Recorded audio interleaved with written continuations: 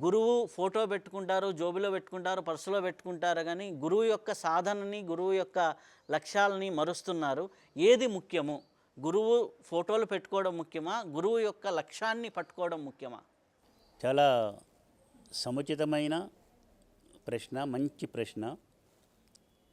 ఎంతమందో మేధావుల మనసుల్లో వస్తున్నటువంటి ప్రశ్న, హృదయ స్పందనతో. మేధావులే కాదు, చాలామంది. నిన్న కూడా ఒక అమ్మాయి నన్ను అడిగింది ఇదే ప్రశ్న. గురువు ముఖ్యమా, భగవంతుడు ఇదే, లేకపోతే ఏంటి, గురువుని ఎట్లా సంతృప్తిపరచగాలి? అదే ప్రశ్న నువ్వు మొట్టమొదట వేసేటప్పటికి అది చెప్పావే, ఇందాక అన్నావే. నేను ఒక్కొక్కటి మనకు ఏదైతే ఆలోచిస్తున్నామో, ఏది కావాలో అది ఆటోమేటిక్గా వస్తుంది. అదే దివ్య సంకల్పం, విశ్వ సంకల్పం అని. మంచి ప్రశ్న. గురువు ఫోటో దగ్గర పెట్టుకొని, ఫోటోని చూస్తూ, లేకపోతే జేబులో పెట్టుకొని, పర్సులో పెట్టుకొని, లేకపోతే మన యొక్క సూట్ కేసులో పెట్టుకొని ఉంచడం ఇదే, లేకపోతే గురువు యొక్క లక్ష్యమేంటో, గురువు యొక్క ధ్యేయమేంటో అది తెలుసుకొని, గురువు ధ్యేయాన్ని మన ధ్యేయంగా చేసుకొని, గురువు యొక్క లక్ష్యాన్ని మన లక్ష్యంగా చేసుకొని, గురువు యొక్క అడుగుజాడల్లో పోస్తూ, గురువుని నమ్ముకొని ఉండటమే కాకుండా విశ్వసించి నమ్మి ఆయన మార్గంలో ఆయనకి కీర్తి ప్రశ్నలు చేసే విధంగా ఆయన మహోద్యమంలో భాగం పంచుకుంటూ ఒక యోధుడుగా, ఒక సైనికుడుగా, ఒక మేజర్గా, ఒక కెప్టెన్గా వెళ్ళాలి. అదే మన దత్త జయంతి రోజు నేను చెప్పింది. వాళ్ళ నుంచి అందరి దగ్గర నుంచి ప్రమాణం తీసుకున్నది అదే. ఊరికి కేవలం పటం పెట్టుకొని పూజ చేస్తే గురువు సంతోషించడు. గురువుకు కావాల్సింది అది కాదు, పెట్టుకోవాలి. ఎందుకంటే ఇది ప్రాథమికమైనటువంటి మనకు జెండా పెడుతున్నాం, జెండానే పెట్టుకోవాలా? జెండా లేకపోతే దేశాన్ని ప్రేమించకూడదా అని అంటే జెండా ఉండాలి. జెండాను చూసినప్పుడు మనకేమొస్తుందంటే దేశం గుర్తుకొస్తుంది. ఆ దేశ స్వతంత్రం కోసం ప్రాణాలు అర్పించిన మహనీయులంతా జ్ఞాపకం వస్తారు. మనస్సులో ఒక దృఢమైనటువంటి విశ్వాసం ఇంకా పెరిగి, మనకు తెలియకుండానే మనం దేశభక్తి కలిగినటువంటి మహత్తరమైన శక్తివంతమైన వ్యక్తులుగా రూపుదిద్దుకుంటాం. అందుకని ఆ పటం చూస్తే మనకి అది జ్ఞాపకం రావాలి, గురువు జ్ఞాపకం రావాలి. అందరికీ కూడా హృదయంలో, మనసులో ఎప్పుడు జ్ఞాపకం రాలేరు కదా. అందుకని పటం పెట్టుకోవచ్చు.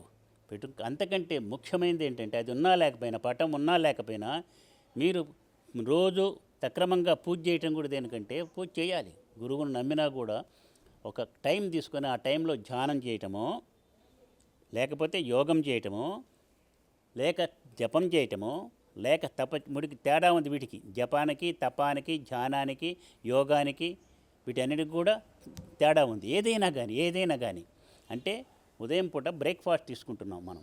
బ్రేక్ఫాస్ట్ ఒక్క 10 నిమిషాలు ఎంతో తీసుకుంటాం. ఆ తీసుకున్నందువల్ల ఎప్పుడు తీసుకుంటుంటాం కదా, ఆ తీసుకున్న 10 నిమిషాల బ్రేక్ఫాస్టు ఆ రోజల్లా మనల్ని శక్తివంతంగా అట్టిపెడుతుంది. ఈ శరీరానికి శక్తిని ప్రసరింపజేసే రక్తంలో కలిసి. అలాగే భగవంతుని గురించి, గురువుని గురించి ఆ ఒక్క 5 నిమిషాలు గురువు ఇచ్చిన మంత్రం ఏదైతే ఉందో, ఓం శ్రీ సాయిరామ్ గురుదేవ దత్త, గురుముఖతగా వచ్చిందే మంత్రం అవుతుంది.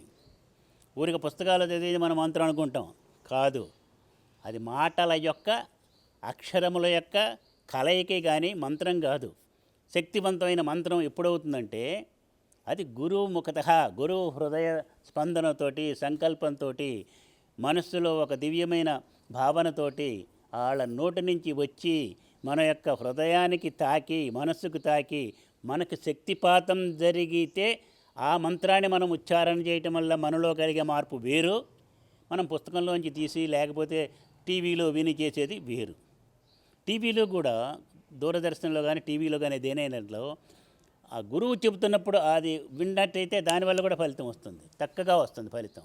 ఇది మంత్రం ఎప్పుడవుతుందంటే గురు ముఖతః, గురువు నోటి ద్వారా కాదు, మానసికమైన దీని ద్వారా, భావన ద్వారా, హృదయ సంకల్పం ద్వారా వచ్చినటువంటిది మాత్రమే మంత్రం అవుతుంది. దాన్ని కాసేపు, మిగతాప్పుడు ఎప్పుడు చేసుకోవచ్చు, కానీ నియమం పెట్టుకొని ప్రాతకాలంలో, ముఖ్యంగా ప్రాతకాలంలో ఆ సూర్యోదయం కాకపోయే ముందు, సూర్యోదయం అయిన తర్వాత కానీ సూర్యోదయం కాకపోయే ముందు అయితే మంచిది. చక్కగా కనుక ధ్యానం చేసినట్లయితే అది మనల్ని శక్తివంతం చేసి ఆ మంత్రం మనలో తరంగాలను తయారు చేసుకుంటూ వచ్చి ఆ యొక్క ఆ తరంగాలు ఏం చేస్తాయంటే మన యొక్క నర్వస్ సిస్టమ్ అంతా కూడా శక్తివంతం చేసి విద్యుత్ అయస్కాంత తరంగమయమై మన చుట్టూ ఉన్నటువంటి అయస్కాంత క్షేత్రాన్ని పెంచుకుంటూ పోయి శక్తిపాతం అవుతుంది. గురువు నుంచి మనకు వచ్చి మన నుంచి మనతో కనెక్షన్ పెట్టుకున్న వాళ్ళకి కూడా వస్తుంది.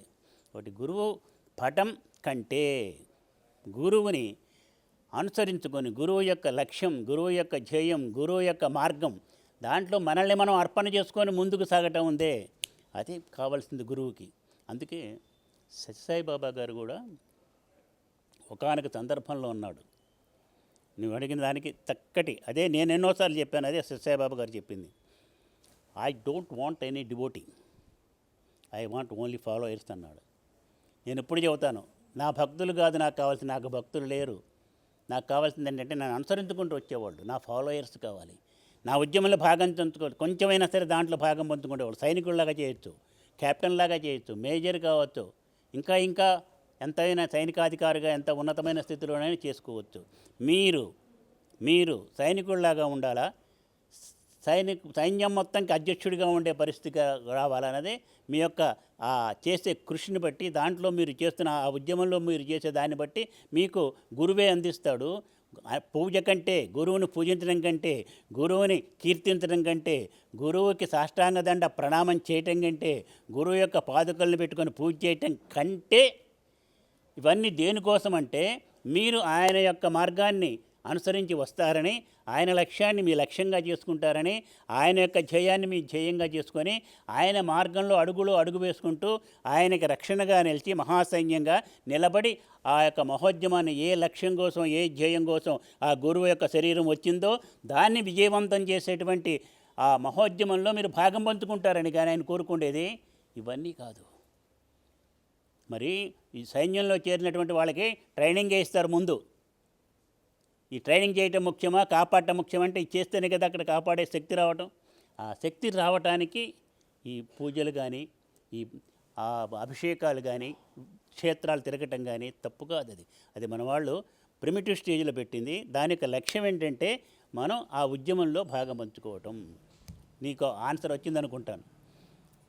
అయితే మనకి ఆలయం అనేది ఒకప్పుడు చాలా అందరికీ ఉపయోగపడే స్థితిలో, అందరికీ కన్వీనియంట్గా వెళ్ళగలిగే స్థితిలో ఉంది ఒకప్పుడు ఆలయాలు.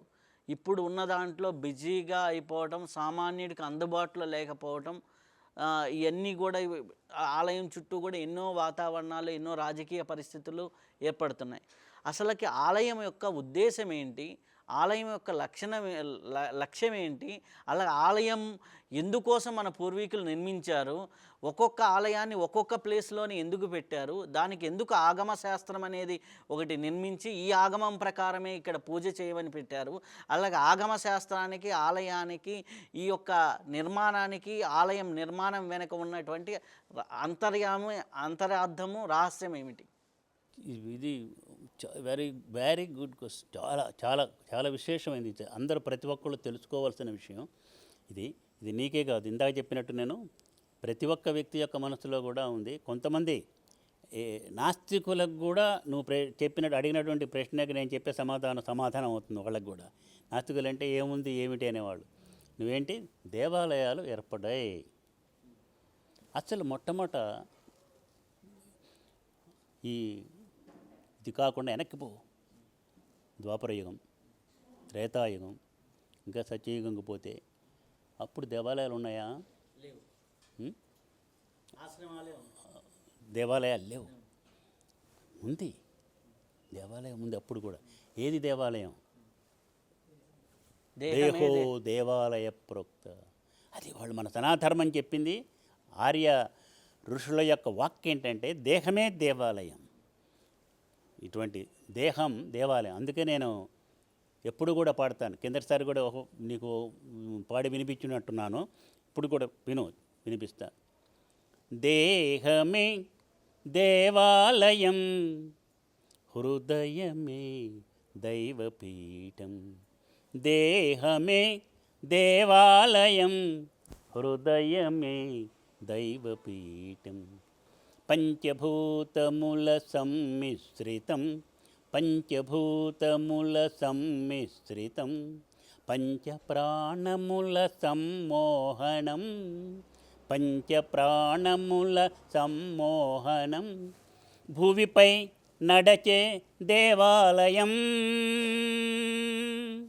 భువిపై నడచే దేవాలయం, అద్భుతములలో పరమాద్భుతం, అద్భుతములలో పరమాద్భుతం, దేహమే దేవాలయం, హృదయమే దైవపీఠం. నవద్వారముల నవ్యభవనము, నవద్వారముల నవ్యభవనము, సప్తధాతువుల సమ్మేళనం, సప్తధాతువుల సమ్మేళనం, ఇలలో మనకిది ధర్మ సాధనం, ఇలలో మనకిది ధర్మ సాధనం, భగవానుడొసగిన దివ్యవరం, భగవానుడొసగిన దివ్యవరం, దేహమే దేవాలయం, హృదయమే దైవపీఠం. దీని గురించి మీకు ఇంతకుముందు వివరంగా కూడా చెప్పాను. దేహం దేవాలయం. అప్పుడు ఒక దేవాలయాలు లేవు, లేవు, విగ్రహారాధనలు లేవు. గురువు ఉపదేశం చేస్తే గురువు యొక్క స్థానంలోకి వెళ్ళి గురుకులంలోకి వెళ్ళిన తర్వాత వాళ్ళంతటా వాళ్ళు వాళ్ళ యొక్క దేవాలయం లాంటి దేహంలో ఉన్నటువంటి ఆ యొక్క శక్తిని ఎన్లైటన్ చేసుకొని గురువు నుంచి వచ్చే శక్తితో కలుపుకొని జ్ఞానాన్ని పొంది జ్ఞానవంతులై వాళ్ళ యొక్క దేహాన్ని ఒక శక్తివంతమైన దేవాలయంగా మార్చుకొని సమాజంలోకి పోయి సేవ చేసేటువంటి ఒక చక్కటి సైనికుడుగా, మేజర్ జనరల్గా మారి సమాజానికి సేవ చేస్తారు. కానీ వేరే ప్రత్యేకంగా దేవాలయాలు అప్పుడు లేవు. చక్కగా వాళ్ళు మనస్సుని విశ్వమనస్సుతోటి సంబంధం పెట్టుకుండే శక్తి వాళ్ళకు ఉంది. కాబట్టి జాగ్రత్తగా నేను ఇది ఎందుకు చెబుతున్నాను, మన మనస్సుని విశ్వానికి మనస్సుని మనకున్నట్టు ఆ విశ్వమనస్సుతోటి కనెక్షన్ పెట్టుకొని ఆ విశ్వమనస్సులో అనంతమైన జ్ఞానం ఉంది, యథార్థమైన సత్యం. అది మనం చెబుతూ కూడా చెప్పాను, సత్యం జ్ఞానం అనంతం బ్రహ్మ. సత్యం ఏది సత్యం అంటే జ్ఞానం, జ్ఞానమే సత్యం. ఆ జ్ఞానం ఎక్కడుంది? అనంతం, ఇక్కడుంది అక్కడ ఉందని లేదు, విశ్వమంతా వ్యాపించి ఉంది దివ్యమైన తేజో తరంగమయ రూపంలో. ఆ యొక్క అదే బ్రహ్మ భగవత్ స్వరూపము. వాళ్ళ మనస్సుని ధ్యానంలో కూర్చొని వాళ్ళ మనస్సుని ట్యూనింగ్ చేసుకుంటూ పోయి చక్కగా ఎంత దీంతో దాన్ని లాక్కోవచ్చు అంత దానికి వెళ్ళిన తర్వాత లాక్కుని ఆ జ్ఞానం అంతా కూడా వాళ్ళు గ్రహించేవాడు. గురువు నుంచే కాదు, గురువు ఒక మార్గం చూపించేవాడు, ఆ పాస్వర్డ్ పెట్టి చెప్పేవాడు. ఆ పాస్వర్డ్ ఓపెన్ చేసి ఈ యొక్క ఇంటర్నెట్ని ఓపెన్ చేసుకునేవాళ్ళు కనెక్షన్ పెట్టుకొని జ్ఞానాన్ని పొందారు. వాళ్ళు విన్నారు, అంతర్గతంగా చెవులతోటి విన్నారు. అందుకని శృతులు అని పేరు వచ్చింది వేదాలకి. వేదాలు ఏంటంటే ఎవరు చెప్పింది కాదు, అక్కడున్న వేద జ్ఞానం అంతా ఉంది. దాన్ని ఋషులు విన్నదాన్ని శిష్యులకి బోధించారు. శిష్యులకి అట్లా వచ్చింది.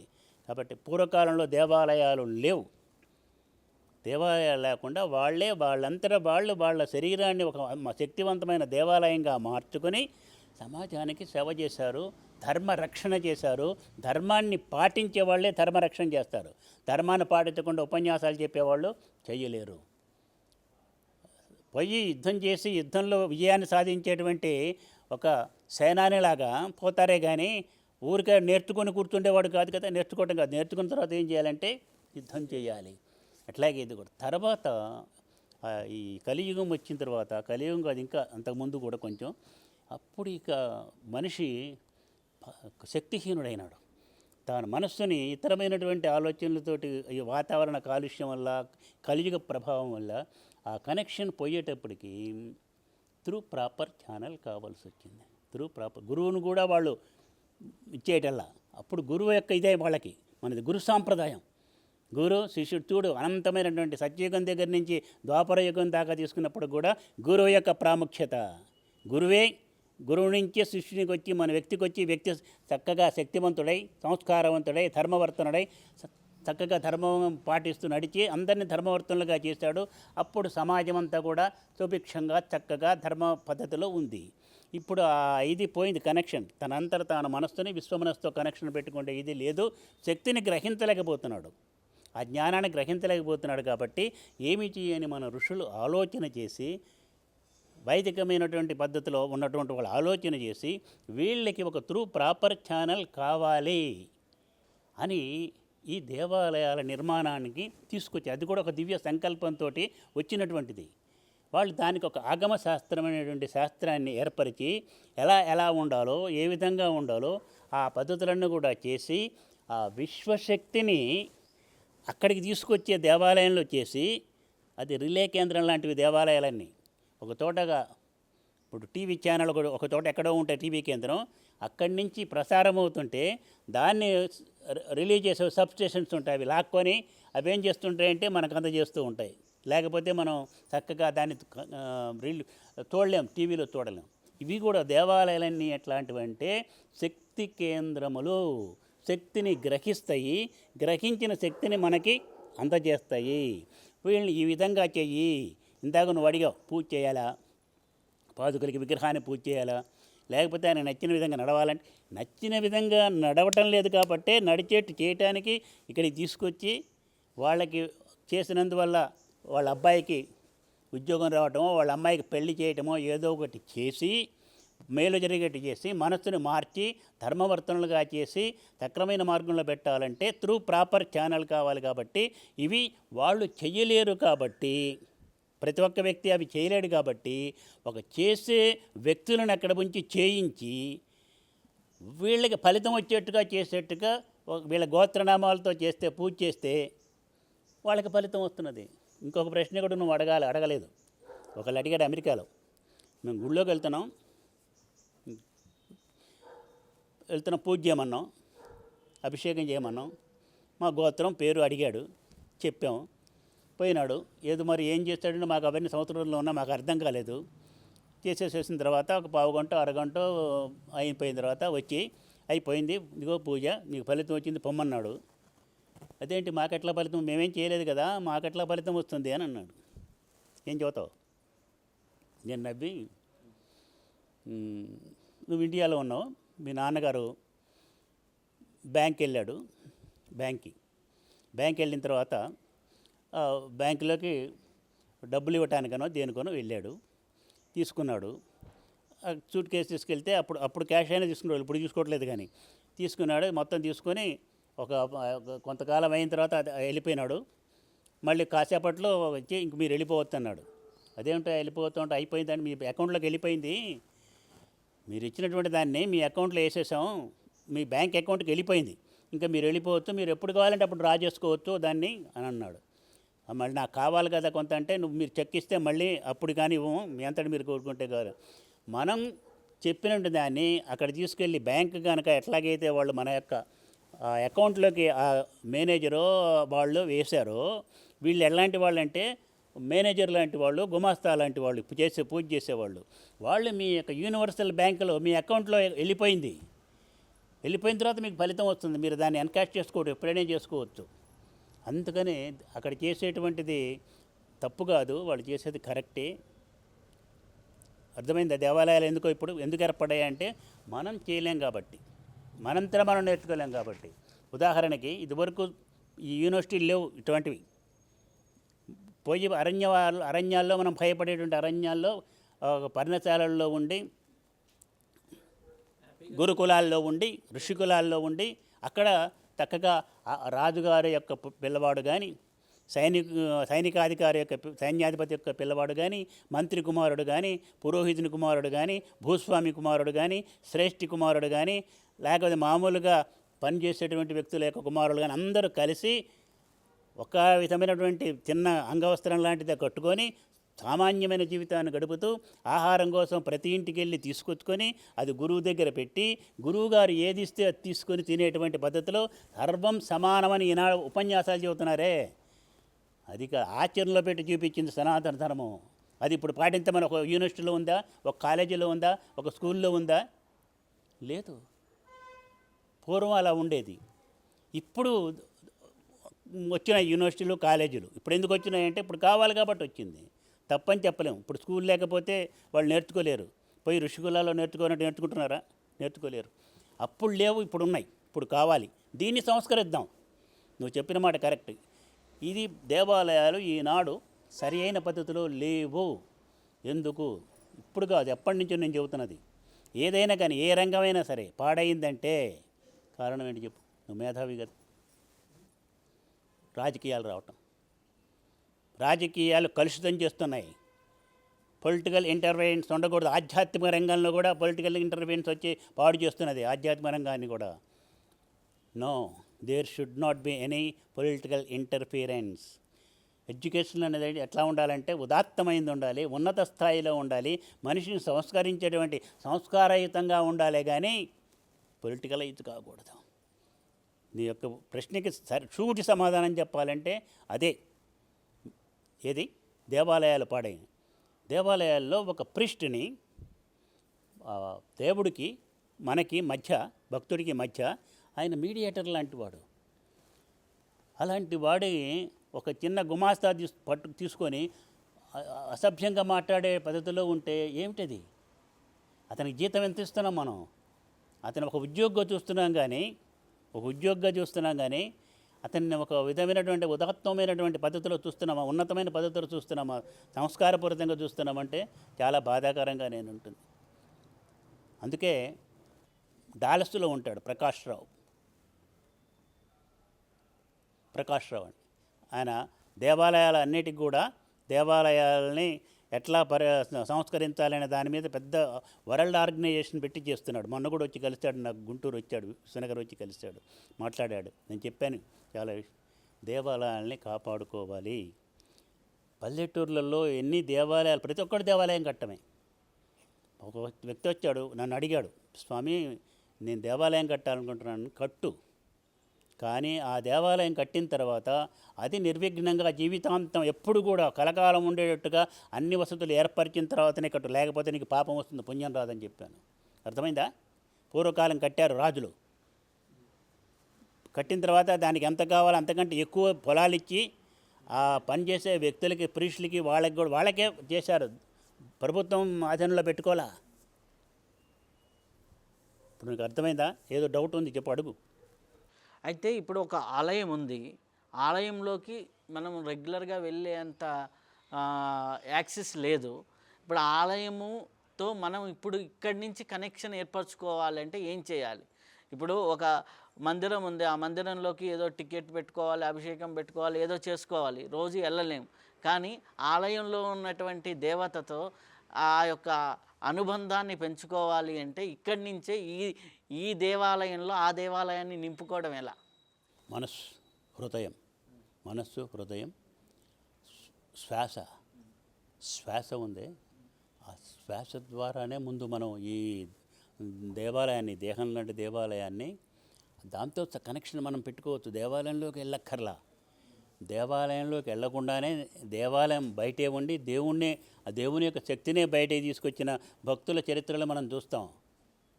ఆ స్థితికి రావాలంటే వాళ్ళు గురువు అనుగ్రహంతో చేశారు. గురువు యొక్క అప్పుడు ఇప్పుడు ఎప్పుడు కూడా ఏ కాలమైనా, అదే కలియుగమైనా లేకపోతే ద్వాపర యుగమైనా త్రేతాయుగమైనా ఏ యుగమైనా గురువు యొక్క శక్తి యొక్క ప్రభావమే. కానీ అది రకరకాలుగా కనిపిస్తుంది, రకరకాల స్థానాలు వెళ్తూ ఉంటుంది. కానీ అది దానివల్లనే ఇది భగవంతుడి వెంకటేశ్వర స్వామి గుడికి వెళ్తున్నాం. వెంకటేశ్వర స్వామి గుడికి అద్భుతమైన శక్తి, తిరుపతిలో, తిరుమలలో శ్రీశక్తి కేంద్రం అది. నువ్వు అనే విధంగా మనం లోపలికి వెళ్ళాలంటే ఏ టికెట్ కావాలి, ఆ టికెట్ కావాలి, దాన్ని చూస్తున్నావు, అన్ని ఆలోచనలు చేస్తున్నావు. ఇవన్నీ ఒక వ్యక్తితో లోపలికి పోయిన తర్వాత ఆ బంగారు ద్వారం లోపలికి వెళ్తే ఒళ్ళు జల్లుమనేటువంటిది. అన్నీ మర్చిపోతాం, భార్యని మర్చిపోతాం, ఉద్యోగం మర్చిపోతాం, ఇక ఏముండదు. ఇక అక్కడికి వెళ్ళిపోతే గోవింద ఆ గోవిందను కూడా మర్చిపోయి సరాసరి ఆ యొక్క ఆ వైబ్రేషన్స్ వచ్చి మన హృదయానికి తాకి ఒక తన్మయత్వం వచ్చి ఒళ్ళు జల్లుమనే స్థితి వస్తుంది. అది జీవితంలో ఒక్కసారైనా వస్తే అది ట్రాన్స్మిషన్. అటువంటి శక్తిపాతం జరగాలంటే ఆ దేవాలయాలే కాదు, గురు సమక్షంలో కూడా అవుతుంది. దేవాలయం లోపలికి కూడా వెళ్ళక్కర్లా, బయట ఉన్నప్పటికి కూడా అవుతుంది. అన్నమయ్య దేవాలయంలోకి వెళ్ళి కాదు కదా, బకుళమాల దేవాలయంలోకి వెళ్ళి కాదు కదా, వెంగమాంబ, తరిగొండ వెంగమాంబ ఇది కాదు కదా. మరి ఎంతమంది కూడా దేవాలయాల్లోకి వెళ్ళలేక కాదు. ఆ వెళ్ళలేకుండా ఉన్నవాళ్ళు అట్లాగే ఉండొచ్చు, వెళ్ళకుండానే శక్తిని వాళ్ళు గ్రహించగలరు. మనం వెళ్ళకుండా శక్తిని గ్రహించలేం కాబట్టి ఇది కావాల్సి వచ్చింది. అంటే ఇంకోటి చెప్పాలంటే మన మనస్సుని విశ్వ మనస్సుతో కనెక్షన్ మనం పెట్టుకోలేకపోతే, ఇంటర్నెట్టే ఉంది, ల్యాప్టాప్ ఒకటి తీసుకొని కంప్యూటర్ తోటి కంప్యూటర్ కనెక్షన్ వస్తున్నది. మనం కంప్యూటర్ని ఓపెన్ చేసి చేస్తున్నాం, ఇది ఉపయోగించుకుంటున్నాం. ఇది ఉపయోగించి కంప్యూటర్ని ఉపయోగించి మనం చేస్తున్నది ఏంటి అంటే విశ్వమానసంతో యూనివర్సల్ ఇంటర్నెట్ తోటి సంబంధం పెట్టుకుంటున్నాం. ఇది అవసరం లేకుండా కూడా నీ మనసుతోటే నువ్వు పెట్టుకోగలిగితే ఇది అక్కర్లా. అర్థమైంది కదా? ఇదేంటంటే గురువు డైరెక్ట్గా గురువుతోటే నువ్వు పెట్టుకుంటే విశ్వగురువు. అది విశ్వగురువు అంటే వేరే కాదు, విశ్వజ్ఞానమయమైనటువంటి విశ్వ మానసం ఏదైతే ఉందో అదే విశ్వగురువు. ఆ శక్తి కలిగిన వాళ్ళే విశ్వగురువులు, కనెక్షన్ పెట్టుకున్న వాళ్ళు. కాబట్టి నీ ప్రశ్న చిన్నది కాదు, మహామేధావులకే అంతుబట్టినటువంటి ప్రశ్న. దేవాలయాల యొక్క పవిత్రత కాపాడుకోకపోతే సమాజం పాడైపోతుంది. సమాజంలో ఉన్న ప్రజల్ని సక్రమమైన ధార్మిక మార్గంలో పెట్టాలంటే ఎన్నో పనుల్లో మునిగిపోయి ఉన్నారు, ఎన్నో వ్యాపకాల్లో ఉన్నారు. వీళ్ళ మనసు ఇప్పుడున్నట్టు ఇంకాసేపు ఉండదు. ఇలాంటి వాళ్ళని తీసుకురావాలంటే దేవాలయాలు పోతే మీలాంటి వాళ్ళు చక్కగా మంచి సందేశాన్ని వాళ్ళకి అందించేటువంటి వాళ్ళు, మనుషుల నుంచి గ్రహించి, మహాత్ముల నుంచి గ్రహించి, యోగుల నుంచి గ్రహించి, జ్ఞానం నుంచి గ్రహించి వాళ్ళకి అందిస్తున్నటువంటి పద్ధతిలో ఉండేవాళ్ళు చక్కగా మంచి మంచి ఉపన్యాసాలు చెప్పి ఆ ధార్మిక విషయాలు మన ఋషివాక్యాలు అందిస్తున్న మహనీయులు, మహోపన్యాసకులు ఉన్నారే వాళ్ళు, వీళ్ళంతా అవసరం. వాళ్ళని లాక్కురావాలి, లాక్కొచ్చి ఒక దేవాలయానికి వెళ్ళేట్టు చేయాలి. కానీ మూఢమైన భక్తి పనికిరాదు. మూఢమైన భక్తి వల్ల అక్కడ ప్రమాదాలు జరిగితే ఇదేదో భగవంతుని యొక్క శక్తి లోపం వల్లనే ప్రచారం చేస్తున్నారు చాలామంది. కానే కాదు, అది మనం రూల్స్ అండ్ రెగ్యులేషన్స్ని పాటించకపోవటం వల్ల. కాబట్టి రూల్స్ అండ్ రెగ్యులేషన్ని తప్పకుండా ఉండాలి. ఒక దేవాలయంలోకి వెళ్తే ఆ ధ్వజస్తంభం దేనికి, అక్కడ ఉన్నటువంటి ఆ నియమాలు పెట్టారు అవన్నీ దేనికి, అవి తెలుసుకొని ఆ విధంగా వెళ్ళాలి. ఆ ధ్వజస్తంభాన్ని మనం వెళ్ళక్కర్లేకదు. దేవాలయంలోకి దూరంగా వెళ్తూ కూడా వెళ్ళలేకపోయినా ఆ ధ్వజస్తంభాన్ని కనుక నమస్కారం చేస్తే అలాగే వచ్చేస్తుంది. ఆ మూల విరాట్ దగ్గర నుంచి ధ్వజస్తంభానికి వచ్చి ధ్వజస్తంభం దగ్గర నుంచి ఆ ట్రాన్స్మిట్ అవుతూ ఉంటుంది అంతా కూడా. అట్లా టీవీ టవర్ నుంచి కనుక ఎట్లా అయితే వెళ్తుందో దాన్ని మనం గ్రహించగలిగే స్థితిలో ఉంటే ఎక్కడున్నా గ్రహించవచ్చు. ఇప్పుడు నీ ప్రశ్నకి సంపూర్ణంగా సమాధానం నేను చెప్పగలిగానని చెప్పను, కానీ సమాధానం అందింది. అయితే మనకి గురువు ముఖ్యం అంటారు. ప్రతి గురువు కూడా అది అప్పుడు కానీ ఇప్పుడు కానీ ఏ యుగం కానీ ఈ కలియుగంలో కానీ ఈనాడు కానీ ఆధ్యాత్మికంగా కానీ భౌతికంగా కానీ మనం ఏ విజయాన్ని సాధించాలన్నా గురువు యొక్క అవసరము, గురుశక్తి యొక్క ప్రభావమే కానీ గురువు లేకుండా ఏది సాధించలేము. అప్పుడు ఇప్పుడు ఆధ్యాత్మికతలో కానీ భౌతికంలో కానీ సాంసారికమైన పద్ధతిలో కానీ ఇతరత్ర కానీ ఆర్థిక రంగంలో కానీ రక్షణ రంగంలో కానీ ఇంకే రంగంలోనైనా సరే గురు అనుగ్రహంతో ఆ గురు మార్గంలో పోతేనే జ్ఞానం వస్తుంది, కానీ లేకపోతే రాదు. అది యథార్థమైన సత్యం. ఇప్పుడు కూడా మనం పాటిస్తున్నది గురు సాంప్రదాయం. అయితే గురువు ముఖ్యం అన్నారు. ప్రతి గురువు కూడా ఏ ఉపన్యాసం మొదలుపెట్టినా సదాశివ సమారంభం దగ్గర నుంచి గురు పరంపరని చెప్తారు. అసలుకి గురు పరంపర యొక్క ముఖ్యం ఏంటి, అంటే దాని యొక్క ఇది ఏంటి, దాని యొక్క గొప్పతనం ఏంటి, గురు పరంపరని ప్రతి గురువు ఎందుకు ప్రార్థన చేస్తారు, ఆ గురు పరంపరలో ఉన్నటువంటి లింకులు ఏంటి, ఆ చైన్ లింక్ ఏంటి, ఆ చైన్ లింక్ వల్ల ఏమొస్తుంది, అసలుకి ఆ గురువు సదాశివుడి దగ్గర నుంచి ఎందుకు ఆ లింకులు పెట్టుకున్నారు, ఇప్పటికీ ఆ గురువులు అది ఎందుకు పాటిస్తున్నారు, అదే సామాన్యుడికి కూడా ఎందుకు చెబుతున్నారు, ఆ మర్మం ఏంటి, ఆ రహస్యం ఏంటి? తెలియగలవాడు, చాలా వెరీ ఇంటెలిజెంట్. అసలు ఎటువంటి క్వశ్చన్లు వేస్తున్నాడో చూడు, అసలు ఎటువంటి ప్రశ్నలు. ఇప్పుడు గురువు ఎప్పుడో ఉన్నటువంటి ఆ గురు సంప్రదాయాన్ని మొత్తం మనం మొట్టమొదటి ఉన్న గురువు దగ్గర నుంచి, అంటే శంకరతత్వం, శంకరం అంటే ఏంటి, విష్ణువు కానీ ఏదైనా కానీ విశ్వం, అక్కడి నుంచి మనకు వచ్చిన గురు పరంపర. ఉదాహరణకి శరీరం చూసుకుంటే శ్రీ దత్తాత్రేయాయ నమః, శ్రీపాద శ్రీవల్లభాయ నమః, శ్రీ నృసింహ సరస్వతి నమః, కృష్ణానంద సరస్వతి నమః, నారాయణానంద తీర్థ గురవే నమః, వాసుదేవానంద తీర్థ గురవే నమః, బ్రహ్మానంద గురవే నమః, సమర్థరామదాస గురవే నమః, కళ్యాణానంద గురవే నమః, శ్రీధర గురవే నమః, శ్రీ దత్తాత్రేయ బ్రహ్మచారిణే నమః, విశ్వగురవే నమః. ద్వాదశ దత్తాత్రేయ అవతార పరంపర సద్గురుదేవతాభ్యో నమో నమః.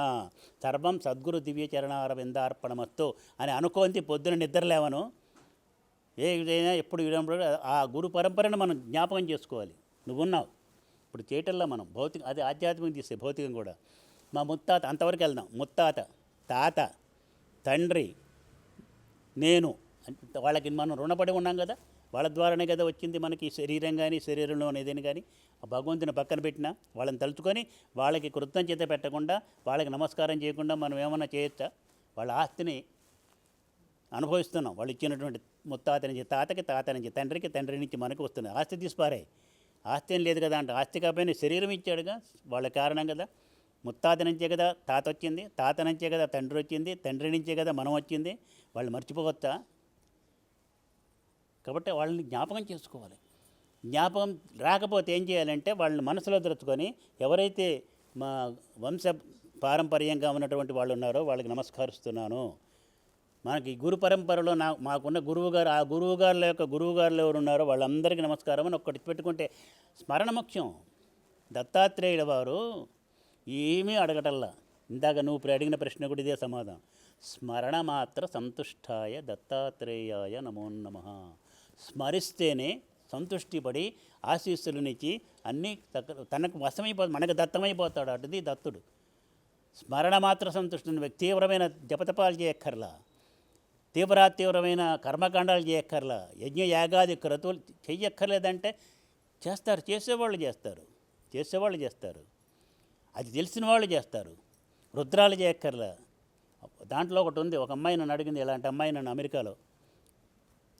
మొన్న రాత్రి నేను ఉపన్యాసంకి వెళ్ళాను. స్వామీజీ చెప్పారు, రుద్రుడైన వాళ్ళే రుద్రం ఇచ్చేయాలని అన్నాడు. దాంట్లో ఉందిట. అదేంటి స్వామి, రుద్రుడు కాకపోతే రుద్రం చేయకూడదా? మీ నాన్న సర్జన్ కదమ్మా. అవును, కార్డియోథెరపిక్ సర్జన్. ఓహో అట్లాగా, గుడ్, మంచిది. ఏం చేస్తాడు మీ నాన్న? ఓపెన్ హార్ట్ సర్జరీ కూడా చేస్తాడు మా నాన్న. హాయ్, అట్లాగా, మరి నేను కూడా చేయొచ్చు కదా, నేను చేస్తాను. మీరు ఎట్లా చేస్తారు స్వామి అని. ఎందుకు చేయకూడదని? You are not a surgeon, you can't do surgery, you should not do surgery అంది. కాంట్ డూ కూడా కాదు, యూ షుడ్ నాట్ డూ, చేయకూడదు మీరు అంది. ఎందుకు? మీరు చేస్తే ఆయన చచ్చిపోతాడు, బతకడు. అమ్మ నువ్వే చెప్పావు సమాధానం.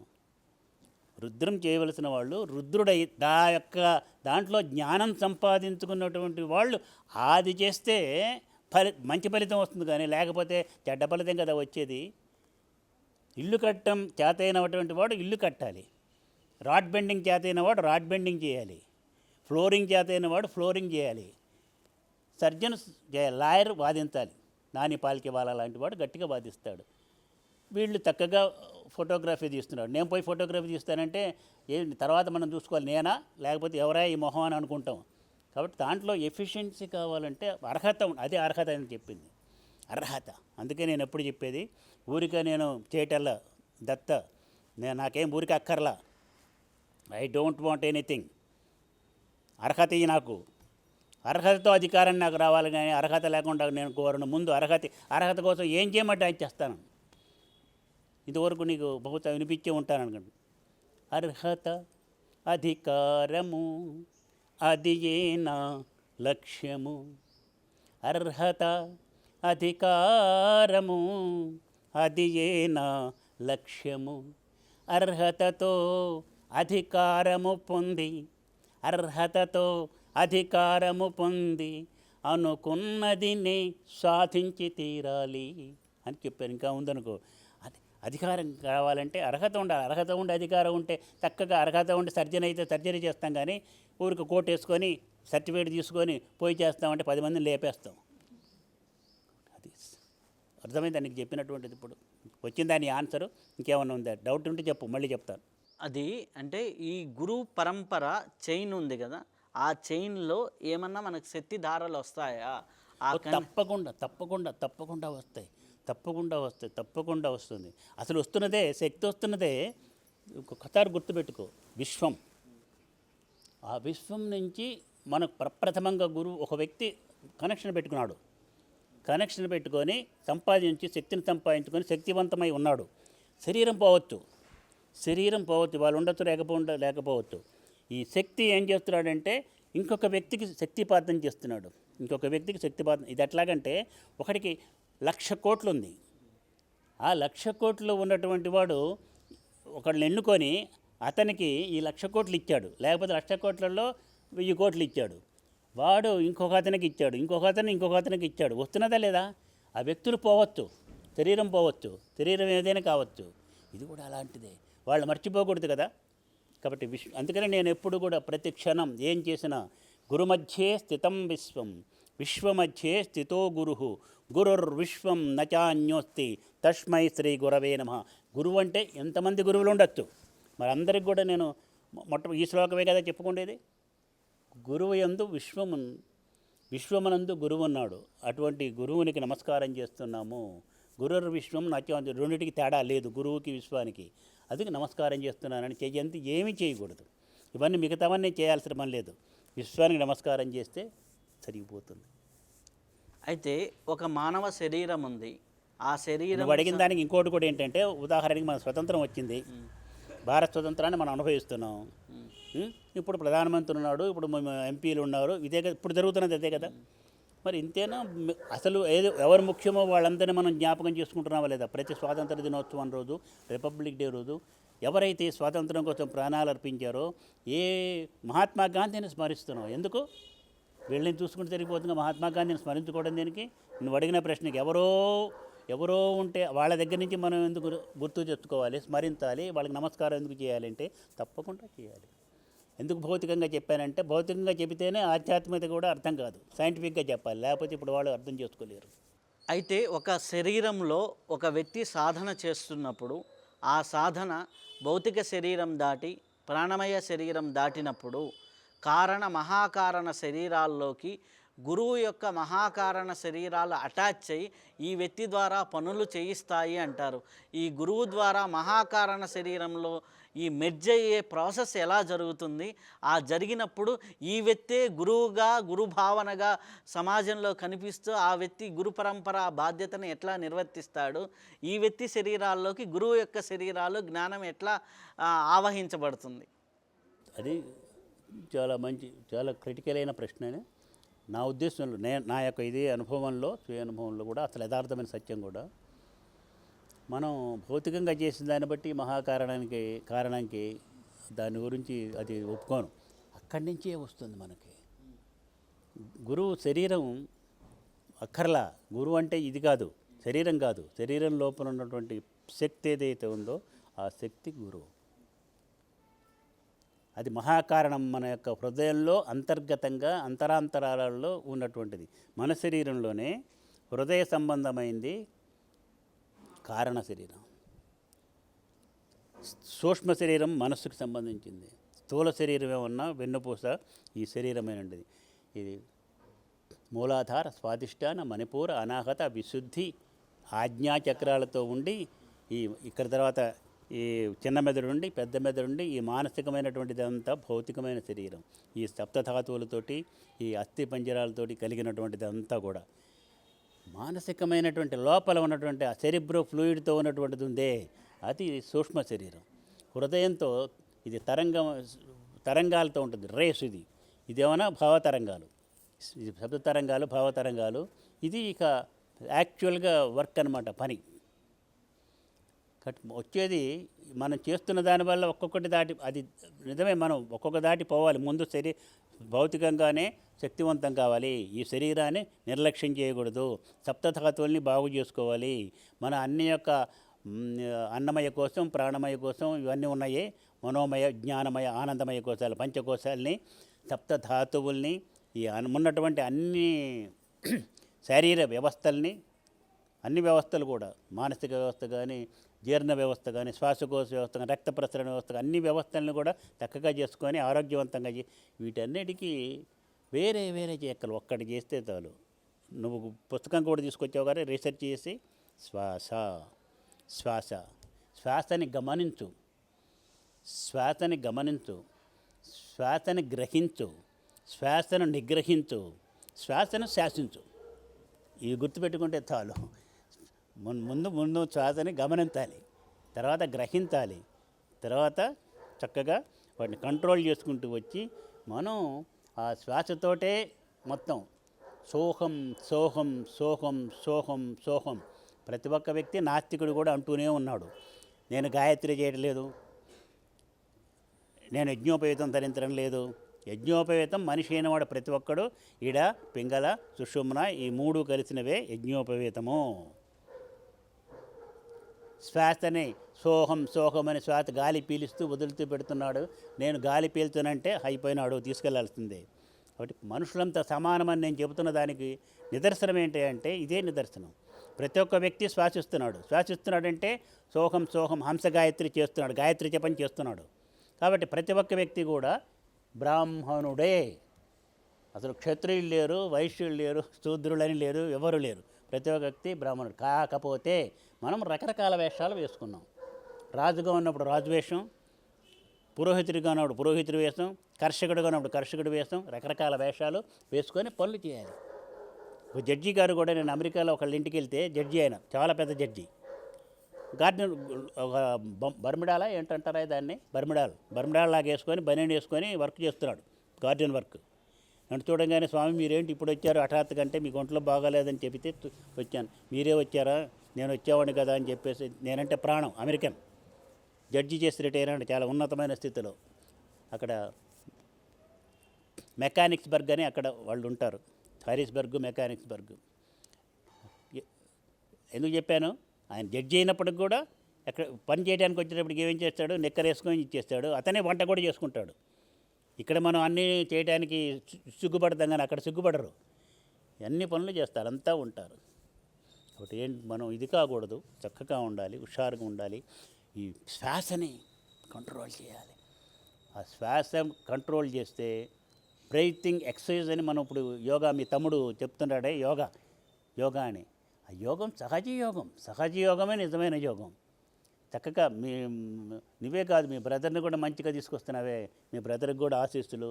చక్కగా ఆ యోగాన్ని అందరూ కూడా అర్థం చేసుకోవాలి. ముందు అర్థం చేసుకుంటే కానీ నాకు దీనివల్ల లాభం ఉందనుకుంటే కానీ ఏ పని చేయరు. ప్రస్తుతం చిన్నపిల్లవాడు కూడా బడికి వెళ్తామంటే నాకేంటి లాభం అంటాడు. నువ్వు ఐఏఎస్ ఆఫీసర్ అవుతావా అంటే అప్పుడు వాడికి వెళ్ళాడు బడికి. నీకు చాక్లెట్ ఇస్తానరా, లేకపోతే నీకు ఏదైనా కొని పెడతాను, అప్పుడు పరిగెత్తాడు, చదువుకుంటానికి మనం ఇస్తున్నాం. కానీ ఇదే వాడి యొక్క చాక్లెట్లే ముఖ్యం కాదు. రేపొద్దున ఐఏఎస్ ఆఫీసరు, జడ్జి, ఉన్నతమైన స్థితిలోకి రావాలి. ఇది కూడా అట్లాగే. శ్వాసని చక్కగా ముందు నిదానంగా గమనించు, వేగంగా కాదు. దానివల్ల బీపీ కంట్రోల్ అవుతుంది, మీ కోపతాపాలు కంట్రోల్ అవుతాయి. మీ వారు మిమ్మల్ని తిడుతున్నా నవ్వుతూనే ఉంటారు. ఏంటి పిచ్చెక్కింది అనుకున్నాడు, ఆయన కోపంగా మాట్లాడినా కూడా ఏంటి ఇంత చెప్పింది చేయట్లేదని ఇక కోపట్టం మానేస్తాడు. అంతటి మీకు సంయమనం వస్తుంది. దానివల్ల ఈ హార్ట్ బీటింగ్ కూడా కంట్రోల్ అవుతుంది. కరెక్ట్గా 72, 64 అట్లా కూడా వచ్చేస్తుంది. చాలా బాగా ఉంటుంది, అన్నీ కూడా చక్కగా ఉంటుంది. ఆ పంపింగ్ సిస్టమ్ కూడా కరెక్ట్గా వస్తుంది. ఇలా అయినప్పుడు దీంట్లో హార్ట్లో నుంచి రక్తం బయటికి వెళ్ళిపోతుంది. ఇదేం కావాలంటే మళ్ళీ తెరుచుకోవాలి. తెరుచుకున్నప్పుడు శరీరంలో అన్ని పార్ట్ల నుంచి రక్తం దీంట్లోకి వస్తుంది. మళ్ళీ ఇట్లా అన్నప్పుడు ఇక్కడి నుంచి రక్తం వెళ్ళిపోతుంది. అట్లాగా ఇది శ్వాస వల్ల. దానితో బీజాలు కలపండి.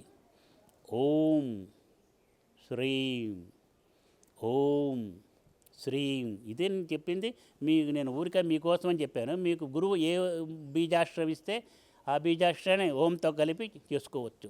లేదు అది కూడా అక్కర్లా, మామూలుగానే ఏదో బలవంతంగా చేస్తున్నట్టు అనుకోకుండా ఫ్రీగా దాని అంతటా చేయనండి. గమనించి గ్రహించి ఇంకోటి ఏం చేయమని నిగ్రహించిన తర్వాత దాని మీద క్యాప్చర్ చేయండి, విజయాన్ని సాధించండి, మీ జీవితంలో సాఫల్యం పొందుతారు.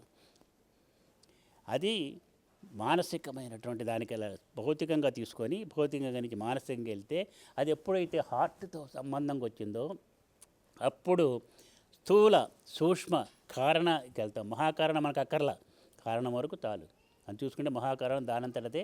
మహాయోగులైన వాళ్ళు ఎవరైతే వాళ్ళ యొక్క తన్మయావస్థలో ఉంటారో స్వ ఆనంద అమృత తృప్తులుగా ఉంటారు వాళ్ళు. శ్రీపాశ్రీ వల్లభులు కానీ, నృసింహతరస్తు కానీ, ముఖ్యంగా దత్తాత్రేయ సాంప్రదాయంలో ఉన్నటువంటి వాళ్ళు ఆ యోగ స్థితికి పోతే స్వ అంటే స్వయం సిద్ధంగా వచ్చిన ఆనందం అనేటువంటి అమృతాన్ని పానం చేసి ఎలా ఉంటారే ఆనంద అమృత తృప్తిగా ఉంటారు. వాళ్ళు ఇంకేం కోపం, తాపం, ఈర్ష్య, అసూయ, ద్వేషం ఏమీ లేదు. విశ్వనగర్లో మొట్టమొదటి ఎంట్రన్స్ ఏంటి అంటే అత్రి అనసూయ ద్వారం. దాంట్లో అడుగుపెట్టాలంటే అత్రి అనసూయ. అత్రి ఎప్పుడవుతావు అంటే అనసూయ భార్యగా చేసుకుంటేనే అవుతావు. ఇదివరకు రెండు వేరువేరుగా పెట్టాను పేర్లు, ఇప్పుడు పేరు చేసి రెండింటికి ఒకటే పేరు పెట్టాను, అత్రి అనసూయ ద్వారం. ఆ మాధురి మధుబాబు వాళ్ళ చేత వాళ్ళ పెళ్లి రోజున 80th బర్త్డే మరుసటి రోజున చేయించాను, ఓపెనింగ్ చేయించారు. అది అత్రి అనసూయ ద్వారం. మనం అనసూయ భార్యగా చేసుకుంటే అంటే అసూయ లేకుండా ఉన్న స్థాయికి మనం వెళ్తే అప్పుడు మనకి అత్రి అనేటువంటిది ఆ యొక్క స్థితి వస్తుంది. అత్రి అంటే మూడిటికి అతీతమైనటువంటిది. అది మీకు నేను చెప్పక్కర్లే, మీకు తెలుసు. అప్పుడైతే అది వచ్చి అనసూయ భార్యగా వచ్చిందో అప్పుడు మనకి ఎవరైతే దత్తుడవుతాడంటే దత్తమయ్యేది ఎవరంటే దత్తుడే దత్తమవుతాడు అని అర్థం. అంతటి సైంటిఫికల్ ఇన్నర్ మీనింగ్ మన యొక్క ఆధ్యాత్మికమైనలో ఉంది. అది అందరికీ అర్థం కాదు కాబట్టి ఇందాక చెప్పానే, పిల్లవాడిని బడికి పంపించడానికి చాక్లెట్లు ఇచ్చి, లేకపోతే నీకు డ్రెస్ కొని పెడతానని చెప్పి, లేకపోతే ఇంకోటి చేస్తానని చెప్పి పంపించి అక్కడ గుర్తుండేట్టు చేసి వాడికి జ్ఞానం వచ్చేట్టు చేసి పెద్ద అయిన తర్వాత అప్పుడు వాడే 10 మందికి చెప్తాడు. అది రావాలంటే ఇది అవసరమే.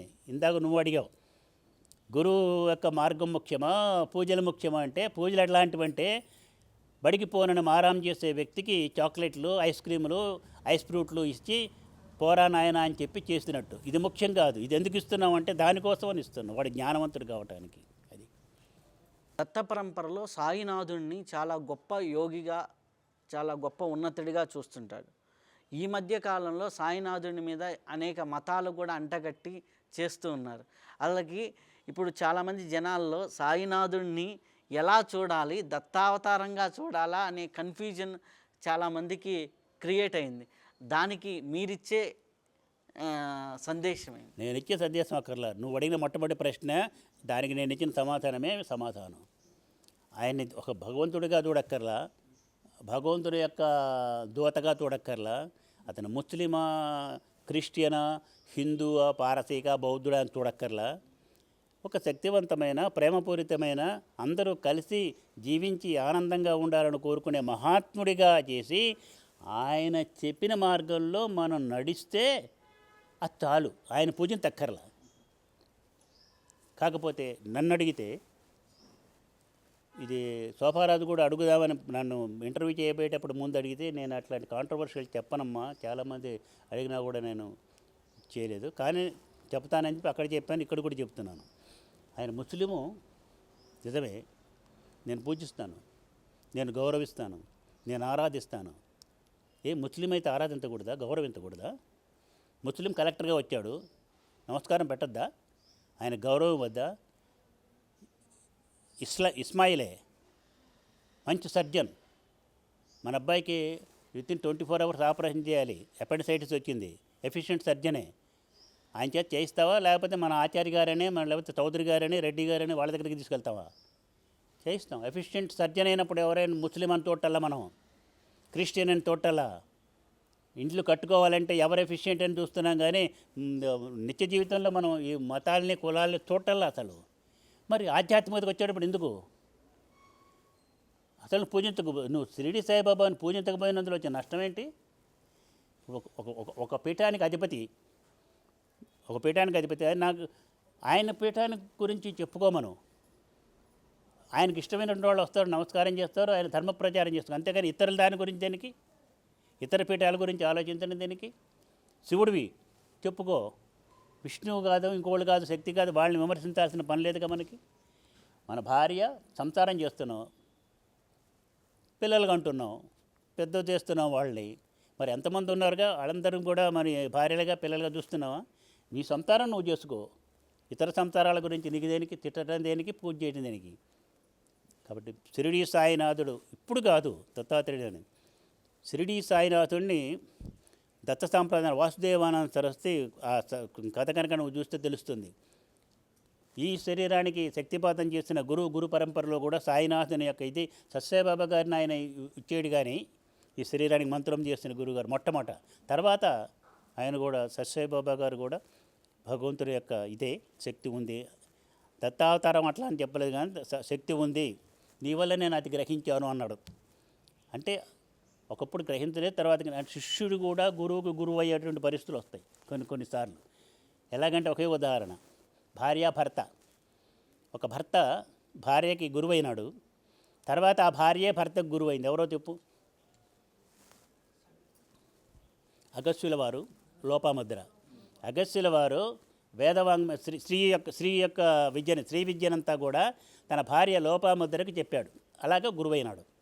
లోపాముద్ర ఏం చేసింది, ఆయన అందించినటువంటి ఆ యొక్క స్త్రీ విద్యని ఉపాసన చేసి, రీసెర్చ్ చేసి రహస్యాలు కనుక్కొని, యోగ రహస్యాలు కనుక్కొని, దాంట్లో ఉన్న అంతర్గతమైన వైనవి కనుక్కొని మళ్ళీ ఇవన్నీ భర్తకి చెప్పింది, భర్తకు గురువైంది. అది భార్యాభర్తల యొక్క అన్యోన్య దాంపత్యం అంటే ఇది భారతీయ సనాతన ధర్మాన్ని అనుసరిస్తున్నటువంటి దాంపత్య జీవనంలో రహస్యం అని అమెరికాలో చెప్పాను నేను. అలా ఉండాలి భార్యాభర్తలంటే, అంతేకాని పోట్లాడుకుంటూ డైవర్సులు తీసుకోకూడదు 6 నెలలకోసారి. అర్థమైందా నీకు? షిరిడీ సాయినాథుడు భగవంతుడా కాదా తీసేసాయి, వద్దు. ప్రెసిడెంట్ ఆఫ్ ఇండియానో లేకపోతే ప్రైమ్ మినిస్టర్ ఆఫ్ ఇండియానో ఒక ముస్లిం వచ్చాడు, అబ్దుల్ కలాంను ముస్లిమే. అబ్దుల్ కలాం ఈ హృదయంలో సుస్థిరమైన స్థానం సంపాదించుకున్నాడు. నేనంటే ఎంతో ఇది ప్రేమ, భక్తి. నాకు హృదయంలో నిలిచినటువంటి ఆయన. మన యొక్క ఆసుపత్రి ముందు కూడా ఆయన యొక్క విగ్రహాన్ని పెట్టాం, కాంస్య విగ్రహాన్ని పెట్టాం. ఎందుకు? ఆయన ముస్లిం అని చూడలేదు. పుతిన్ వచ్చాడు, పుతిన్ ఎందుకు ఆహ్వానిస్తున్నారు ఇండియాకి? ఇదంతా పుతిన్ ఆహ్వానించి చక్కగా చేసి అవి చేసి ఆయన సంతోషపడేట్టు చేశాడు కాబట్టి ఏమని స్టేట్మెంట్ ఇచ్చాడు, ఉక్రెయిన్ యుద్ధాన్ని కూడా ఆపడానికి ప్రయత్నం చేస్తున్నాం, ఆపేసేస్తున్నాం. మరి ఆ స్టేట్మెంట్ ఇప్పించడానికి కొన్ని చేయాలి. మరి కొన్ని పనులు చేయాలంటే చేయాలి. రాజకీయంగా చేసేవి రాజకీయంగా చేయాలి, వాళ్ళు ఆర్థికంగా చేసేవి ఆర్థికంగా చేయాలి, సామాజికంగా చేసేవి సామాజికంగా చేయాలి. ఆధ్యాత్మికతే ఇన్ని రూపాలు. జాగ్రత్తగా ఈ సెంటెన్స్ నువ్వు ప్రజలందరికీ చెప్పు.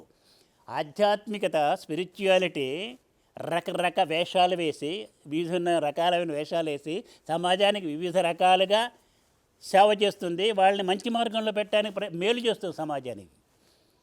అది సమాజం మనం అనుకుంటా ఉంటే అది స్పిరిచువాలిటీ కాదు. ఇది రాజకీయ రంగం, ఇది వ్యాపార రంగం, ఇది విద్యా రంగం, ఇది రక్షణ రంగం, ఇది ఈ రంగం ఆ రంగం అనుకుంటామని. ఏ రంగాలైనా అన్ని శ్రీరంగమే. అంతా కూడా ఆ స్త్రీశక్తి యొక్క, గురువు యొక్క, విశ్వగురువు యొక్క లీలా ప్రకంపనలు ఇవన్నీ కూడా. నీకు ఆన్సర్ వచ్చిందనుకుంటా. షిరిడి సాయినాథుడు భగవంతుడే. ఇది నేను వ్యక్తిగతంగా చెబుతున్నది. భగవంతుడే నా ఉద్దేశం ఏంటంటే ఆయన ఒక్కడే కాదు కదా, నువ్వు నాకు భగవత్ స్వరూపమే. అదిగో బాబు కూడా, ఎవరైతే ఆ వీడియో తీస్తున్నారో బాబు కూడా భగవత్ స్వరూపమే, మీ తమ్ముడు భగవత్ స్వరూపమే, మీ అమ్మాయి, మీ యొక్క శ్రీమతి కూడా భగవత్ స్వరూపమే. ప్రతి ఒక్క వ్యక్తిలో కూడా నేను దేవుణ్ణి చూస్తాను, ప్రతి ఒక్క క్రిమి కీటకాదుల్లో కూడా చూస్తాను. అందుకనే దత్తాత్రేయునికి ప్రతి ఒక్క వ్యక్తిలో కూడా నేర్చుకుంటాడు. ప్రతి ఒక్క వ్యక్తి కూడా తనకు గురువే, దైవస్వరూపమే. అదే అనురణీయాన్ మహతో మహయాన్. మన వాళ్ళు ఏం చెప్పారు, సర్వభూతముల యందు భగవంతుడునని చెబితే అది చెబుతున్న మన పీఠాధిపతులం మనమే. షిరిడి సాయినాథుడు దేవుడు కాదు అని చెబితే మనం చేస్తున్న స్టేట్మెంట్ తప్పని మనమే ఒప్పుకుంటున్నట్టు. అంతకంటే నేను చెప్పను. కాబట్టి షిరిడి ఇప్పుడు ఉదాహరణకి నీ భార్య నీకు గొప్ప, నీ తల్లిలో నువ్వు దైవాన్ని చూస్తున్నావు, ఎవరో వచ్చి నువ్వు నీ తల్లిలో దైవాన్ని ఎట్లా చూస్తావు, దైవం కాదు అని అన్నాడు అనుకో ఉదాహరణకి. వెంబడి మీ తల్లిని తీసుకెళ్ళి కాశీపోయి గంగానదిలో వదిలేస్తావా, లేదా బెంగాల్లో తీసుకెళ్ళి పారేస్తావా? పారేయమని చెబుతున్నారు కదా. నో, నా తల్లి నాకు గొప్ప, నీ తల్లి నీకు గొప్ప, ఎవరి తల్లి వాళ్ళకి గొప్ప. నీకు ఇష్టం లేదనుకో మానుకో. నువ్వు అమెరికా వెళ్ళటం ఇష్టం లేదు మానుకో. అమెరికా వెళ్ళిన తర్వాత అమెరికాని విద్వేషంగా మాట్లాడకూడదు కదా, అమెరికా వెళ్ళకూడదు. నువ్వు అమెరికా వెళ్ళకపోయినందువల్ల అమెరికాకి నష్టం ఏంటి, ప్రపంచానికి నష్టం ఏంటి? ఇది కూడా అట్లాంటిది. నువ్వు ఒక వ్యక్తిని భగవత్ స్వరూప అంతదాకా దేనికి నేను పేర్లు చెప్పను. కొంతమంది దైవికమైన పద్ధతిలో ఉన్నవాళ్ళే ఆంజనేయ స్వామి కూడా దేవుడు కాదు అని చెప్పిన వాళ్ళు ఉన్నారు. వాళ్ళకు నమస్కారం చేయడం తప్పితే నేనేం చేయలే. ఎందుకంటే అసలు అవునో కాదో మనకెందుకు, అసలు మనం చెప్పదలుచున్న మంచి మాటలు చెప్పి, నాయన నువ్వు చెడ్డ పనులు చేయకరా, మంచిగా చేయి, సమాజాన్ని బాగు చేసుకో, నీ పిల్లల్ని మంచి రత్నాలుగా తయారు చేయి, ఆ విధంగా చేయాలి. కానీ శ్రీరాముడు దేవుడు కాదు మనిషి అని అన్నాం అనుకో. ఇప్పుడు ముప్పాల రంగనాయకమ్మ గారు పుస్తకం రాసింది, విశ్వనాథ సత్యనారాయణ గారి మీద కోపంతో ఆయన కల్పవృక్షం అని రాశాడు కదా, రామాయణ కల్పవృక్షం అని. ఈమె రామాయణ విశ్వవృక్షం అని రాసింది. ఎవరో చెప్పక్కర్లే, ముప్పాల రంగనాయకమ్మ.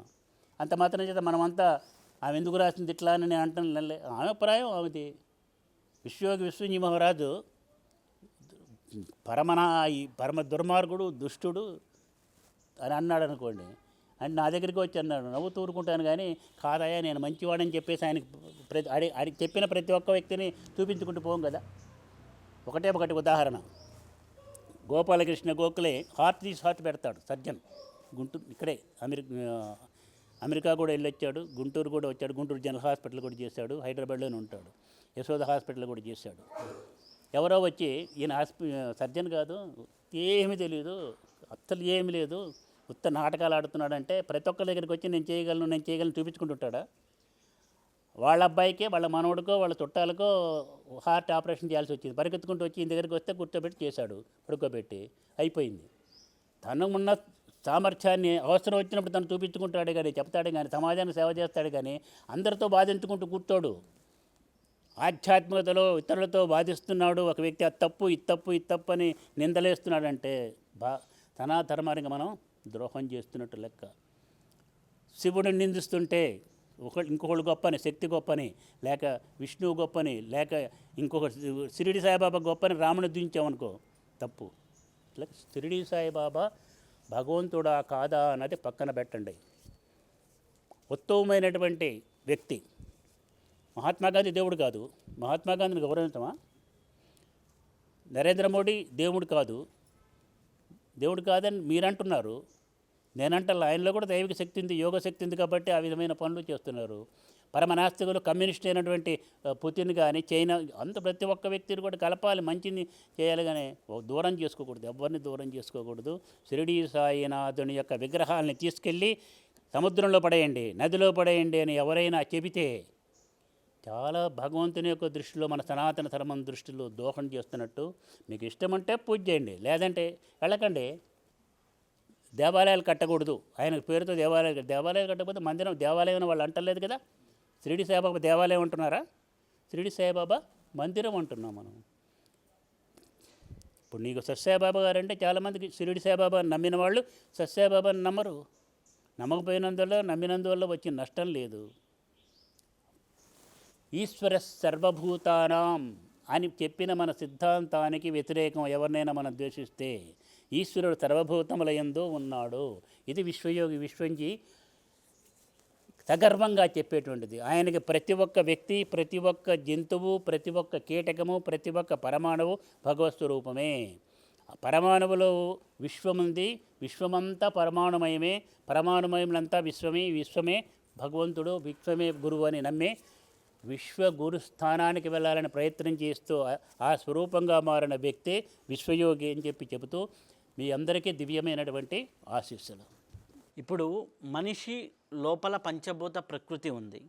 ఈ యూనివర్స్ అంతా పంచభూత ప్రకృతి ఉంది. ఈ పంచభూత ప్రకృతిలో ఉన్నటువంటి ఇప్పుడు సడన్గా ప్రకృతి వైపరీత్యాలు ఎక్కువగా చూస్తున్నాం. ఆ వైపరీత్యాలను ఆపాలి అంటే మానవ సాధనతో అది సాధ్యపడుతుందా? ప్రకృతిని ఏమన్నా మార్చాలా, లేకపోతే ప్రకృతిని ప్రకృతిలాగా ఉంచాలా? ఈ సాధనతో, ఆధ్యాత్మిక సాధనతో ప్రకృతిని ఏమన్నా సమన్వయం చేయొచ్చా? ఈ వైపరీత్యాలను ఆపొచ్చా? నీ ప్రశ్నలోనే నీ సమాధానం కూడా ఉంది. నేను చెప్పేటి ఏంటంటే, అందరికీ ఒక నమస్కారం, ముఖ్యంగా మేధావులకి ఒక నమస్కారం, రాజకీయ నాయకులకి, ప్రపంచ అధినేతలకి కూడా, దేశాల యొక్క అగ్రనాయకులకు కూడా నమస్కారం. మీరు ఏమీ చేయక్కర్లా, ప్రకృతిని నాశనం చేయకండి, ప్రకృతిని ప్రకృతిగా ఉంచండి, ప్రశాంతంగా ఉంచండి, ప్రకృతిలో జోక్యం చేసుకోకండి. పంచభూతాలని మధ్య సమతుల్యత ఉంది. ఆ పంచభూతాల మధ్య ఉన్న సమతుల్యతకి దెబ్బ తగిలేట్టుగా జోక్యం చేసుకోకండి. ఇది ఎట్లా జోక్యం చేసుకోవడం ఏంటంటే పొల్యూట్ చేస్తున్నాం. Pollution is the main reason for the imbalance among the 5 elements of the earth or universe. మనం జోక్యం చేసుకుంటున్నాం. జోక్యం అంటే ఏంటంటే పొల్యూట్ చేయటం. పృథ్వీని పొల్యూట్ చేస్తున్నాం. పృథ్వీ, ఆపస్, తేజో, వాయురాకాశ అని ఒకటి చెప్పక్కర్లా, 5 ఆఖరికి ఆకాశాన్ని కూడా పొల్యూట్ చేస్తున్నాం. ఉపగ్రహాలు పెట్టి లేకపోతే ఇంక ఇతరమైనటువంటి పెట్టి దాంట్లో అణ్వస్త్రాలు పెట్టుకొని ఉన్నాం. భూమిలో అణ్వస్త్రాలు పెట్టున్నాం, జలంలో అణ్వస్త్రాలు పెట్టాం. For what purpose? దేనికోసం అణ్వస్త్రాలు పెట్టాం? దీనివల్ల మనకి లాభమా? ప్రపంచానికి, భూమికి లాభమా? ఎవరికి లాభం? దేనికోసం? ఇతరులను నాశనం చేయడానికా? ఇంకొక దేశం మన మీద ఎప్పుడొచ్చి పాడు చేస్తుందో అని వాళ్ళని పాడు చేసేదేదో మనం తయారు చేసుకున్నాం. అట్లా అందరూ పాడు చేసేవే తయారు చేసుకుంటే, ఆయుధాలు పెట్టుకుంటే ఒక్కసారి ఈ ఆయుధాలు ఏదైనా ఇదైతే ఏమవుతుంది? అవతల వాళ్ళని నాశనం చేద్దామని బాంబులు తయారు చేసి ఇంట్లో పెట్టుకుంటే, ఏదో పొరపాటున ఒక పిల్లవాడు ఏదన్నా వేసి అట్ట పెడితే అది కాస్త ఎరప్ట్ అయితే ఎవరవుతుంది? చాలా ప్రమాదం. నేను చెప్తున్నటువంటి చాలా సూక్ష్మమైంది, అందరూ ఆలోచించాల్సిన విషయం. ముఖ్యంగా ప్రపంచంలో యొక్క దేశాల యొక్క అధిపతులు, అగ్రనాయకులు ఆలోచించాలి, మేధావులైన సైంటిస్ట్స్ ఆలోచించాలి. మీ మేధాశక్తిని సమాజ వినాశనానికి కాదు, సమాజం యొక్క కళ్యాణం కోసం, క్షేమం కోసం ఉపయోగించండి. నువ్వు అడిగిన ప్రశ్నకి ఏమీ చేయక్కర్లా. ఆధ్యాత్మిక సమాజానికి మేలు చేస్తుంది. పూర్వకాలంలో ఈ దేవాలయాలంటూ లేకపోయినప్పుడు చక్కగా ఏం చేశారు? ప్రకృతిని ఆరాధించారు. సరిగ్గా నీకు సమాధానం, అప్పుడు అడిగిన ప్రశ్నకి ఇదే సమాధానం. ప్రకృతి ఆరాధన సనాతన ధర్మం. మానస సరోవరం పోతున్నాం, అక్కడ ఏమి దేవాలయాలు లేవు. మానస సరోవరము కనిపించేటువంటి కైలాస పర్వతం. ప్రకృతి ఆరాధన. సూర్యుడిని ఆరాధిస్తున్నాం, నవగ్రహాలను ఆరాధిస్తున్నాం. ఎందుకని నవగ్రహాలను పూజించేది, ఆరాధించేది? సూర్యుని చుట్టూ తిరుగుతున్నాయి నవగ్రహాలు. సూర్య కుటుంబం. మనం సూర్య కుటుంబంలో ఉన్నాం. భూమి మీద మనం ఉన్నాం. మనం ఏ కుటుంబంలో ఉన్నామో ఆ కుటుంబం ప్రశాంతంగా ఉండాలంటే దాన్ని పరిపాలన చేస్తున్న వాళ్ళు క్షేమంగా ఉండాలి, చక్కగా ఉండాలి. మినిస్ట్రీ ఉంది, సోలార్ మినిస్ట్రీ. 7 వారాలు ఛాయాగ్రహాలు 2 తీసేస్తే ఆది సోమ మంగళ బుధ గురు శుక్ర శని, ఈ 7తో ఏర్పడదే మనకి వారాలు ఎందుకు పెట్టారు వాళ్ళు? ఒక వారానికి వేర్లు పెట్టుకోవచ్చుగా, కానీ అదే ఎందుకు పెట్టారు? అది రీసెర్చ్ చేయండి. అది సైంటిస్ట్స్ ఎందుకు పెట్టారో ఆదివారం మేధావులు రీసెర్చ్ చేయండి. కారణం ఉంది. నువ్వు అన్నావే అదే మార్నింగ్ సూర్యోదయంలో అదే కూడా అదే. మన దేహం విశ్వస్వరూపం. దీనికి విశ్వానికి సంబంధం ఉంది. Our body is identical equal to the infinite universe. మన యొక్క పంచభూతాలకి, ఆ పంచభూతాలకి సంబంధం ఉంది. ప్రకృతిలో అలజడి వస్తే మన శరీరంలో కూడా ప్రతి ఒక్క వ్యక్తిలో కూడా అలజడి వస్తుంది. అంతో ఇంతో ఎంతో. హోమం చేస్తున్నారు. పూర్వకాలం వేద పఠనం చేశారు. వేద పఠనం చేస్తే ఆ శబ్ద తరంగాలు వెళ్ళేసేసి చక్కగా వాతావరణాన్నంతా మారుస్తున్నది, ప్రసాదపరుస్తున్నది. హోమం చేసేవాళ్ళు హోమం చేసి మంత్రయుక్తంగా చేస్తే, మంత్రం ఏంటంటే ఒక పాస్వర్డ్ లాగా పెట్టి చేస్తున్నారు. దీని గురించి కూడా ఒక అమ్మాయి అమెరికాలో నన్ను అడిగింది, ఇదేంటి మంత్రం చెబితే మంత్రానికి ఫలితం వస్తుందని. అట్లాగా నేను చెప్పే ఫోన్ తీసుకురమ్మా, నా ఫోన్ అక్కడ తీసుకురమ్మను. తీసుకొచ్చింది, పక్కన పెట్టాను ఫోను నాది. అది తీసేసి దాని మీద అమ్మ రాయమ్మా, ఇది అమ్మ అని రాయమన్నాను. AMMA నొక్కమ్మ అను. నొక్కంగానే ఇక్కడ గుంటూరులో అమ్మ మాట్లాడింది ఎంబడే. ఆయన ఏం చేస్తానంటే ఇక్కడ ఈ అమ్మాయి మాట్లాడతానంది, అందుకని చేస్తాను. పెట్టేసి ఆపేసి ఇప్పుడు నేను ఊరికే అని అమ్మ అన్న, అంతే. నొక్కను కూడా నొక్కాలి, నువ్వు తర్వాత కూడా నొక్కొద్దని చెప్పి నేనేమన్నానంటే అమ్మానంగానే ఓపెన్ అయింది. అది ఎట్లా ఓపెన్ అయిందంటే, మీకు తెలియదా స్వామి అంది అమ్మాయి. నాకు తెలియదులే, నువ్వు చెప్పమ్మా అని. ఒక పద్ధతి ఉంది, ఒక టెక్నిక్ ఉంది. దాన్ని ముందు దాంట్లో ఇచ్చేసుకుంటాం, ఫీడ్ చేసుకొని అట్టి పెడితే అదంటే వెంబడే వస్తుంది. అదేనమ్మా చేసింది సియాటిల్లో మాధురి. ఆ విధంగా చేసి మీరేం చేయక్కర్లేదు స్వామి, అమ్మ అనండి, అమ్మ అంటే ఓపెన్ అవుతుంది, మీరు మాట్లాడచ్చు. ఇదంతా ఓపెన్ చేసి నెంబర్ పెట్టి చేయక్కర్లేదని. అది చేయొచ్చు కదా, పద్ధతి ఉంది కదా ఉన్నది. ఇది కూడా అంతే. అమ్మ అంటే ఇదే ఓపెన్ ఎక్కడ మాట్లాడంగా లేనిది. ఇప్పుడు వచ్చింది కాబట్టి, కంప్యూటర్ వచ్చింది, ఈ ఇంటర్నెట్ వచ్చింది కాబట్టి మంత్రాల యొక్క, మంత్రశాస్త్రం యొక్క, మన సనాతన ధర్మం యొక్క గొప్పదనం సైంటిస్ట్ గ్రహిస్తున్నారు. యథార్థమో కాదో చూడు. మన మనస్సుని దాంతో పెట్టుకున్నారు వాళ్ళు. కంప్యూటర్లు అక్కర్లా, రేపొద్దున పోతే కంప్యూటర్ కూడా అక్కర్లా, ఇదే ఒక విధంగా చేసుకోవచ్చు. ఆ రోజు వస్తుంది. కాబట్టి ప్రకృతిని పాడు చేయకుండా ఉంటే చాలు. ప్రకృతికి మేలు చేసేట్టుగా ప్రకృతి ఆరాధన చేస్తూ ప్రకృతిని చక్కగా శక్తివంతం చేయడానికి వాళ్ళు చేసినవన్నీ వేద పారాయణ చేస్తే శబ్ద తరంగాలకు వెళ్ళింది, హోమాలు చేస్తే ఈ హోమధూమం వెళ్ళి వాతావరణాన్ని మారుస్తున్నది, ఈ మంత్రయుక్తంగా చేసింది వెళ్ళి సూక్ష్మ రూపంలో ఉన్న దైవిక శక్తులకి నవగ్రహాలకి అంతకే అందుతుందా లేదంటే ఖచ్చితంగా అందుతుంది. ఎక్కడో ఉన్న గ్రహాల నుంచి ఆ రేస్ వచ్చి మనకే తగులుతుండగా లేంచి ఎంతో దూరంగా ఉన్న సూర్యుని దగ్గర నుంచి ఆ రేసు శక్తి ఆ ప్రాణశక్తి మనకు వస్తుండగా లేనిది ఇదెందుకు కాదు. సైంటిఫికల్గా అర్థం చేసుకోవాలి. నువ్వు అడిగిన ప్రశ్నకి అదే నేను మొత్తం యావత్ మానవ సమాజానికి, యావత్ మేధావి వర్గానికి, యావత్ రాజకీయ వర్గానికి, యావత్ అన్ని దేశాల యొక్క దేశాధిపతులకు ఇచ్చే సందేశం ఏంటంటే డోంట్ ఇంటర్ఫియర్ ద నేచర్. ప్రకృతిని పాడు చేయవద్దు. Don't spoil the nature, don't interfere the nature. యుద్ధాలు వద్దు, అశాంతి వద్దు, వినాశనం వద్దు. మీ అధికారాన్ని, మీ జ్ఞానాన్ని, మేధాశక్తిని సమైక్యంగా ఈ ప్రపంచాన్ని మొత్తం, మానవజాతిని మొత్తం రక్షించుకోవటానికి దోహదం చేసే విధంగా ఉపయోగించండి. ప్రకృతిని పరిరక్షించుకుందాం, పంచభూతాలని సంరక్షించుకుందాం. ప్రకృతిని పూజించడం కాదు, పూజించడం అంటే ఆరాధించడం అంటే దాన్ని మనం జోక్యం చేసుకోకుండా చక్కగా ఉండేట్టుగా చూసుకోవటమే, ప్రశాంతంగా పవిత్రంగా ఉండేట్టు చూసుకోవటమేనని చెబుతూ మీ అందరికీ మేధావులకి ముఖ్యంగా మీ మేధాశక్తిని వినాశనానికి ఉపయోగించకండి.